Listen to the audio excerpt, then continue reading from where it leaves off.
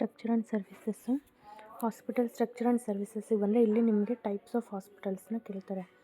ಯಾವ್ಯಾವ types of ಹಾಸ್ಪಿಟಲ್ನ ಬರೀಬೇಕಾಗುತ್ತೆ.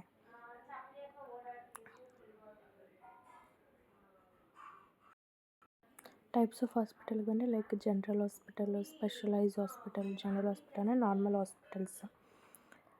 Next specialise hospital neuro, psychiatry ಆ ಥರ. ನೆಕ್ಸ್ಟು ಟೀಚಿಂಗ್ ಹಾಸ್ಪಿಟಲ್ಸ್ ಅಂದರೆ ಈ medical colleges. Next government hospital. Next community hospital ಬಂದರೆ like primary health care centres ಇರುತ್ತಲ್ಲ ಅದು. Next rehabilitation centres. ಇವೆಲ್ಲ ಟೈಪ್ಸ್ ಆಫ್ ಹಾಸ್ಪಿಟಲ್. ನೆಕ್ಸ್ಟ್ ಸರ್ವಿಸಸ್ಸಿಗೆ ಬಂದರೆ ಅಲ್ಲಿ ಯಾವ್ಯಾವ ರೀತಿಯ ಸರ್ವಿಸಸ್ ಪ್ರೊವೈಡ್ ಮಾಡ್ತಾರೆ ಅಂದರೆ ಕ್ಲಿನಿಕಲ್ ಆ್ಯಂಡ್ ಪ್ರೊಫೆಷನಲ್ ಸರ್ವಿಸಸ್ನ ಕೊಡ್ತಾರೆ. ಮತ್ತು ಬಿಸ್ನೆಸ್ ಆ್ಯಂಡ್ ಅಡ್ಮಿನಿಸ್ಟ್ರೇಟಿವ್ ಸರ್ವಿಸಸ್ ಇರುತ್ತೆ. ಯುಟಿಲಿಟಿ ಆ್ಯಂಡ್ ಆ್ಯನ್ಸಿಲರಿ ಸರ್ವಿಸಸ್ ಇರುತ್ತೆ. ಮತ್ತು ಸಪೋರ್ಟಿವ್ ಸರ್ವಿಸಸ್ ಇರುತ್ತೆ. ಕ್ಲಿನಿಕಲ್ ಆ್ಯಂಡ್ ಪ್ರೊಫೆಷನಲ್ ಸರ್ವಿಸ್ ಅಂದರೆ ರಿಲೇಟೆಡ್ ಹೆಲ್ತು, OPD, ಆಮೇಲೆ ICU, inpatient, outpatient, OT ಅವೆಲ್ಲ ಕ್ಲಿನಿಕಲ್ ಆ್ಯಂಡ್ ಪ್ರೊಫೆಷನಲ್ ಸರ್ವಿಸ್ ಬರುತ್ತೆ. ಸಪೋರ್ಟ್ ಸರ್ವಿಸ್ ಅಂತಂದರೆ physiological and psychological supports. Next utility and ancillary services ಅಂತಂದರೆ proper antenatal care, postnatal education ಆ ಥರ ಎಲ್ಲ provide ಮಾಡೋದು utility and ancillary services. Next business and administrative ಅಂದರೆ administration level ಅಂದರೆ hospital ಪ್ರಮೋಷನ್ಸ್ನ ಇದು ಮಾಡೋದು. ಇದೆಲ್ಲ ಹಾಸ್ಪಿಟಲ್ ಸ್ಟ್ರಕ್ಚರ್ ಆ್ಯಂಡ್ ಸರ್ವಿಸಸ್.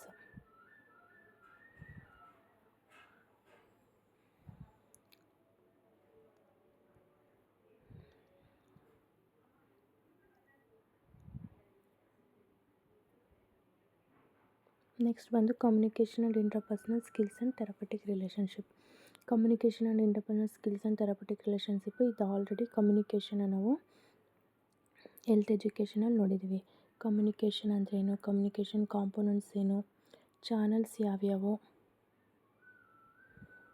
ಮತ್ತು ಕಮ್ಯುನಿಕೇಷನ್ ಬ್ಯಾರಿಯರ್ಸ್ ಯಾವುದು, ಅದೆಲ್ಲ ಕಾಮನ್ ಕ್ವಶನ್.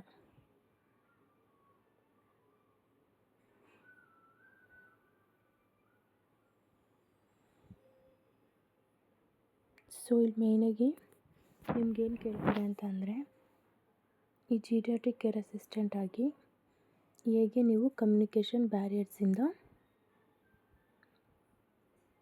ಮುಕ್ತಿ ಪಡಿಬೋದು, ಹೇಗೆ ನೀವು ಆ ಕಮ್ಯುನಿಕೇಷನ್ ಬ್ಯಾರಿಯರ್ಸ್ನ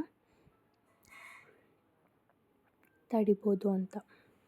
ಸೇಮ್ ಇಲ್ಲಿ physiological barriers, psychological barriers, semantic barriers, environment barriers ಅದೇನಿದೆ ಅದನ್ನೇ ಸೇಮ್ ಬರೀಬೇಕಾಗುತ್ತೆ.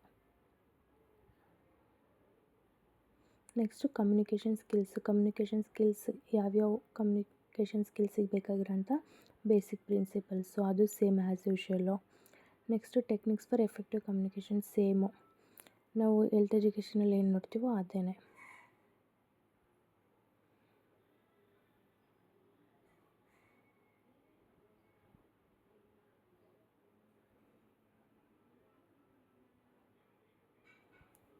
ಇದೆಲ್ಲ ಕಾಮನಾಗಿ ಹೆಲ್ತ್ ಎಜುಕೇಷನಲ್ಲಿ ಏನು ಬರುತ್ತೋ ಅದೇ ಸೇಮ್ ಇಲ್ಲೂ. ನೆಕ್ಸ್ಟ್ ಕಮ್ಯುನಿಕೇಷನ್ ವಿತ್ ಪೇಷಂಟ್ಸಿಗೆ ಬಂದರೆ ನೀವು ಪೇಷಂಟ್ಸ್ ಹತ್ರ ಅಥವಾ ಜೀರಿಯಾಟ್ರಿಕ್ ಪೇಷಂಟ್ಸ್ ಹತ್ರ ಕಮ್ಯುನಿಕೇಟ್ ಮಾಡಬೇಕಾದ್ರೆ ಕೆಲವೊಂದು ಪಾಯಿಂಟ್ಸ್ನ ಮೈಂಡಲ್ಲಿ ಇಟ್ಕೋಬೇಕಾಗುತ್ತೆ. ಏನಪ್ಪ ಅಂತಂದರೆ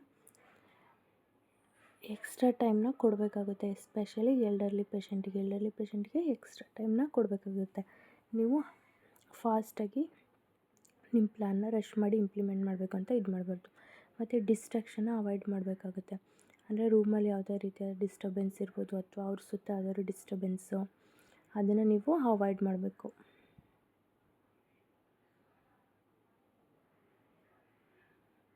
ಫಸ್ಟ್ ನೀವು ಪೇಷಂಟಿಗೆ ಫುಲ್ ಅಟೆನ್ಷನ್ನ ಕೊಟ್ಟರೆ ನೆಕ್ಸ್ಟು ಅವರಲ್ಲಿ ಒಂದು ಒಳ್ಳೆಯ ಇಂಪ್ರೆಷನ್ ಕ್ರಿಯೇಟ್ ಆಗೋಕ್ಕೆ ಸ್ಟಾರ್ಟ್ ಆಗುತ್ತೆ. ಅವರಿಗೆ ಯಾವಾಗಲೂ ಎಕ್ಸ್ಟ್ರಾ ಟೈಮ್ನ ಕೊಡಬೇಕು, ಜೊತೆಗೆ ಯಾವುದೇ ಡಿಸ್ಟ್ರಾಕ್ಷನ್ ಆಗದಿರೋ ಥರ ಅವಾಯ್ಡ್ ಮಾಡಬೇಕು. ಇನ್ಸೈಡ್ ರೂಮ್ ಆಗಿರ್ಬೋದು, ಔಟ್ಸೈಡ್ ರೂಮ್ ಆಗಿರ್ಬೋದು, ಅಥವಾ ಸುತ್ತ ಎನ್ವಿರಾನ್ಮೆಂಟಲ್ ಆಗಿರ್ಬೋದು. ಸೊ ಹಂಗಾಗಿ ಏನು ಮಾಡಬೇಕಂದ್ರೆ ಫಸ್ಟು ನೀವು ಪ್ರಾಪರ್ ಫುಲ್ ಅಟೆನ್ಷನ್ನ ಕೊಟ್ಟರೆ ಅದು ಅವ್ರ ಮೇಲೆ ಒಂದು ಇಂಪ್ರೆಷನ್ನ ಕ್ರಿಯೇಟ್ ಮಾಡಿ ನಿಮಗೆ ಪಾಸಿಬಲ್ ರೆಸ್ಪಾನ್ಸ್ನ ಕೊಡೋಕ್ಕೆ ಚಾನ್ಸ್ ಮಾಡುತ್ತೆ ಮತ್ತು ಡಿಸ್ಟ್ರಾಕ್ಷನ್ನ ಅವಾಯ್ಡ್ ಮಾಡುತ್ತೆ. ಸೊ ಅವ್ರ ಜೊತೆ ಕ್ವಾಲಿಟಿ ಟೈಮ್ನ ಸ್ಪೆಂಡ್ ಮಾಡೋಕ್ಕೆ ಹೆಲ್ಪ್ ಆಗುತ್ತೆ. ಫೇಸ್ ಟು ಫೇಸ್ ಅಂದರೆ ನೀವೇನೇ ಮಾತಾಡೋದಾಗಿರ್ಬೋದು, ಏನೇ ಆಗಿರ್ಬೋದು, ಫೇಸ್ ಟು ಫೇಸ್ ಕಮ್ಯುನಿಕೇಷನ್ ಬೇಕು. ಯಾಕಂದರೆ ಕೆಲವೊಂದು ಎಲ್ಡರ್ಲಿ ಪೇಷೆಂಟಲ್ಲಿ ವಿಷನ್ ಅಥವಾ ಇಯರಿಂಗು, ಕಿವಿ ಕೇಳಿಸ್ತಾ ಇರ್ಬೋದು, ಕಣ್ಣು ಕಾಣಿಸ್ತಾ ಇರ್ಬೋದು. ಸೊ ಹಂಗಾಗಿ ಅಂಥದ್ರಲ್ಲಿ ಏನಾಗುತ್ತೆ ಅಂದರೆ ನೀವು ಫೇಸ್ ಟು ಫೇಸ್ ಇದು ಮಾಡಿದಾಗ ಕಿವಿ ಕೇಳಿಸ್ತಿರೋರಿಗೆ ನಿಮ್ಮ ಲಿಪ್ ಮೂಮೆಂಟ್ನ ನೋಡಿ ನೀವೇನು ಹೇಳ್ತಿದ್ದೀರಾ ಅಂತ ಇನ್ಫಾರ್ಮೇಷನ್ನ ಕ್ಯಾಚ್ ಮಾಡ್ತಾರೆ. ಮತ್ತು ಹೈ ಕಾಂಟ್ಯಾಕ್ಟು, ವರ್ಬಲ್ ಕಮ್ಯುನಿಕೇಷನ್ ಅಂದರೆ ಕೆಲವೊಬ್ಬರಿಗೆ ನಾವು ಮಾತಾಡೋ ಭಾಷೆ ನಮ್ಗೆ ಅರ್ಥ ಆಗದೇ ಇದ್ದಾಗ ಐ ಟು ಐ ಕಾಂಟ್ಯಾಕ್ಟ್ ಇದ್ದಾಗ ನಾನ್ ವರ್ಬಲ್ ಕಮ್ಯುನಿಕೇಷನ್ ಮುಖಾಂತರ ನಾವು ಏನು ಹೇಳ್ತಾ ಇದ್ದೀವಿ ಅಂತ ಅವರು ಸ್ವಲ್ಪನಾದರೂ ಅರ್ಥ ಮಾಡ್ಕೋತಾರೆ. ಮತ್ತು ಲಿಸನ್, ನಾವು ಗುಡ್ ಲಿಸನರ್ ಆಗಿರಬೇಕು. ಪೇಷಂಟ್ ಏನು ಹೇಳ್ತಿದ್ದಾರೆ, ಎಸ್ಪೆಷಲಿ ಎಲ್ಡರ್ ಪೇಷಂಟ್ ಒಂದೊಂದ್ಸಲ ಹೇಳಿದ್ನೇ ಹೇಳ್ತಾ ಇರ್ತಾರೆ, ಅದನ್ನೆಲ್ಲ ಪೇಷಂಟ್ಸಿಂದ ಕೇಳಿಸ್ಕೋಬೇಕು. ಮತ್ತು stick to one topic at a time. One ಟೈಮಲ್ಲಿ ಒನ್ ಟಾಪಿಕ್ ಬಗ್ಗೆನೇ ಮಾತಾಡಬೇಕು. ಬೇರೆ ಅಟ್ ಎ ಟೈಮಲ್ಲಿ ತುಂಬ ಟಾಪಿಕ್ ಬಗ್ಗೆ ಮಾತಾಡಿದ್ರೆ ಅವ್ರಿಗೆ ಅದ್ರ ಮೇಲೆ ಇಂಟ್ರೆಸ್ಟ್ ಇರಲ್ಲ ಅಥವಾ ಅವ್ರಿಗೆ ಅದು ಬೋರ್ ಅನ್ನಿಸ್ಬೋದು. ಮತ್ತು ನೀವು ಏನೇ ಹೇಳೋದಾದರೂ ಅವ್ರಿಗೆ ಕೊಡೋಂಥ ಇನ್ಸ್ಟ್ರಕ್ಷನ್ ಸಿಂಪಲ್ ವೇಯಲ್ಲಿ ಇರಬೇಕು ಮತ್ತು ಈಸಿಯಾಗಿ ಅರ್ಥ ಆಗೋ ಥರ ಇರಬೇಕು. ಮತ್ತು ಪೇಷಂಟ್ ಮೆಂಟಲ್ ಹೆಲ್ತ್ನ ಚೆಕ್ ಮಾಡೋಕ್ಕೋಸ್ಕರ ಕೆಲವೊಂದು ಲಿಸ್ಟ್ನ ಪ್ರಿಪೇರ್ ಮಾಡ್ಕೋಬೇಕು, ಚೆಕ್ ಲಿಸ್ಟು. ಮತ್ತು ಅವ್ರಿಗೆ ಯಾವುದಾದ್ರು ಒಂದು ಟಾಪಿಕ್ ಬಗ್ಗೆ ನೀವು ಹೇಳ್ಬೇಕಾದ್ರೆ, ಫಾರ್ ಎಕ್ಸಾಂಪಲ್ ಪರ್ಸ್ನಲ್ ಹೈಜೀನ್ ಬಗ್ಗೆ ಹೇಳ್ಕೊಡ್ತಾ ಇರ್ತೀರ, ಅದು ಅವ್ರಿಗೆ ಅರ್ಥ ಆಗಬೇಕಂದ್ರೆ ಕೆಲವೊಂದು ಮಾಡೆಲ್ಸು, ಪಿಕ್ಚರ್ಸ್ನ ಯೂಸ್ ಮಾಡಿದ್ರೆ ಅವರು ಈಸಿಯಾಗಿ ಕ್ಯಾಚ್ ಮಾಡ್ತಾರೆ. ಇದು communication with elderly patient. Communication with relatives ಜೊತೆ ಯಾವ ಥರ ಇರಬೇಕು ಅಥವಾ ಕೇರ್ ಗಿವರ್ಸ್ ಜೊತೆ ಯಾವ ಥರ ಇರಬೇಕಂದ್ರೆ ಅವರಿಗೆ ಸ್ಪೆಷಲ್ ನೀಡ್ಸ್ ಬಗ್ಗೆ ಟೀಚ್ ಮಾಡಬೇಕಾಗುತ್ತೆ. ಲೈಕ್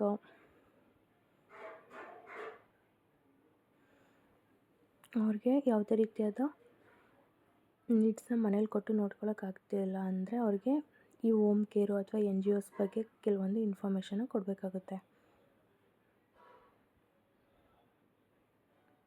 ಮತ್ತು ಆ ಕೇರ್ ಗಿವರ್ಸು ಅವ್ರ ಫೀಲಿಂಗ್ಸ್ನ ಎಕ್ಸ್ಪ್ರೆಸ್ ಮಾಡೋ ರೀತಿ, ಆ್ಯಂಗರ್ ಆಗಿರ್ಬೋದು, ಡಿಪ್ರೆಷನ್ ಆಗಿರ್ಬೋದು, ಫ್ರೀಡಮ್ ಆಗಿರ್ಬೋದು, ಅಥವಾ ಫೀಲಿಂಗ್ ಆಫ್ ಹೆಲ್ಪ್ಲೆಸ್ನೆಸ್, ಅದನ್ನೆಲ್ಲ ಎಕ್ಸ್ಪ್ರೆಸ್ ಮಾಡೋ ಥರ ಎಂಕರೇಜ್ ಮಾಡಬೇಕು. ಮತ್ತು ಅವ್ರು ತುಂಬ ಈ ಸಿಕ್ ಫ್ಯಾಮಿಲಿ ಮೆಂಬರ್ ಬಗ್ಗೆನೇ ವರಿ ಮಾಡ್ತಾ ಇರ್ತಾರೆ. ಸೊ ಅವ್ರಿಗೆ ಕ್ಲೈಂಟ್ ಕಂಡೀಷನ್ ಅರ್ಥ ಆಗೋ ಥರ ಎಕ್ಸ್ಪ್ಲೈನ್ ಮಾಡಬೇಕು. ಜೊತೆಗೆ ಅವ್ರಿಗೆ ಈಸಿಯಾಗಿ ಅವೈಲೇಬಲ್ ಇರೋ ರಿಸೋರ್ಸ್ನ ಐಡೆಂಟಿಫೈ ಮಾಡಿ ಅದನ್ನು ಯೂಸ್ ಮಾಡ್ಕೊಳ್ಳೋ ಥರ ಗೈಡ್ ಮಾಡಬೇಕು. ಲೈಕ್ ಎಲ್ಡರ್ ಹೋಮ್ ಆ ಥರ ಎಲ್ಲ.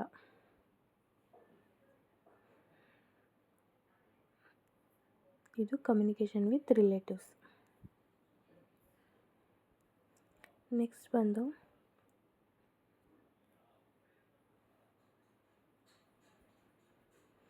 ಇದು communication important. Next records and report ಅಷ್ಟೇ. ನಾವೇನು ಕಮ್ಯುನಿಟಿಯಲ್ಲಿ ನರ್ಸಿಂಗಲ್ಲಿ ಓದಿದ್ದೀವೋ ರೆಕಾರ್ಡ್ಸ್ ಅಂದರೆ ಏನಾದರೂ ಪರ್ಪಸ್ ಏನು ಮತ್ತು ರೂಲ್ಸ್ ಏನು ಅದೇ ಸೇಮು. ಮತ್ತು types of records, types of reports ಅದಷ್ಟು ಓದ್ಕೊಂಡ್ರೆ ಸಾಕು.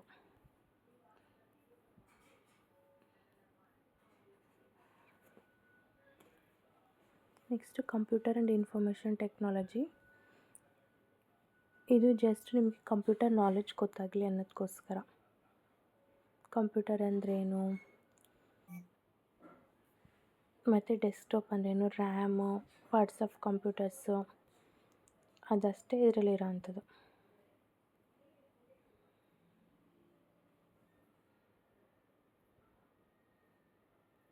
ಸೊ ಈ ಕಂಪ್ಯೂಟರ್ ಅಪ್ಲಿಕೇಶನ್ಸ್ ಜೀರಿಯಾಟ್ರಿಕಲ್ಲಿ ಹೆಂಗೆ ಯೂಸ್ ಮಾಡ್ಕೋಬೋದಂದರೆ like YouTube, email, Google, smartphones ಇದನ್ನೆಲ್ಲ ನಾವು ಈ ಜೀರಿಯಾಟ್ರಿಕ್ ಕೇರಲ್ಲಿ ಯೂಸ್ ಮಾಡ್ಕೋಬೋದು.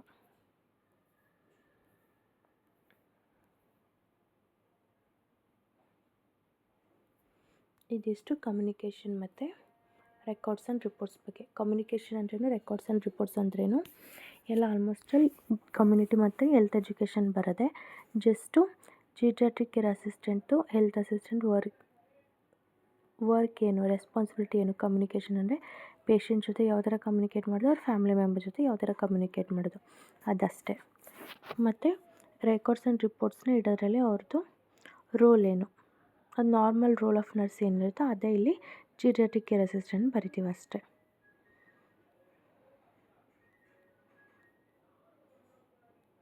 ನೆಕ್ಸ್ಟು ಈ common basic life support measures ಮತ್ತು first aid in some emergencies important question. ಅದನ್ನು ನೆಕ್ಸ್ಟ್ ಕ್ಲಾಸಲ್ಲಿ ನಿಮ್ಗೆ ಹೇಳ್ತೀನಿ.